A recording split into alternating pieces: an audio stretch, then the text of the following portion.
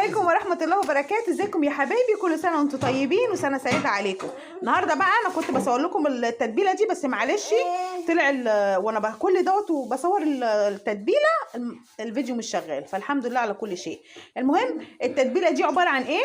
بصلتين مبشورين في الكبة ومعاهم طماطمية وقرن فلفل وفص ثوم وجميع انواع بهاراتك وعصير ليمون ومعلقة خل، وتحطي البهارات اللي تحبيها. انا بحط قرفه وجنزبيل حاجه بسيطه، وبحط بقى ملح فلفل اسود كمون كزبره وبابريكا، وحطيت معلقه دبس الرمان وعصير الليمونه ومعلقه الخل. تمام. ودعكت بيها الفراخ وسبتها في التتبيله دي لمده 3 4 ساعات.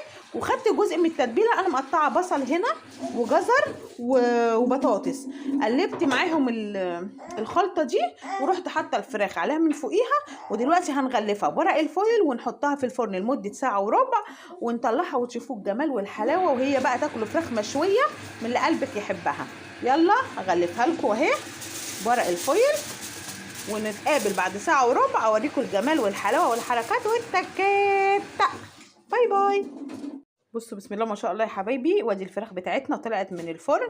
ايه رايكم بقى في الجمال والحلاوه دي؟ وبصوا كل الدسم بتاعها منها فيها، يعني مشويه صحيه كل حاجه فيها.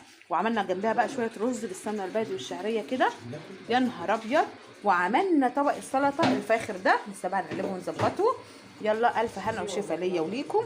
والوصفات دي كلها هتلاقوها عندي على قناتي ام حبيبه لكل شيء. المشترك عندنا ما تنساش في لايك وشير، واللي ما اشتركش يتفضل يشترك ويكبر رحلتنا.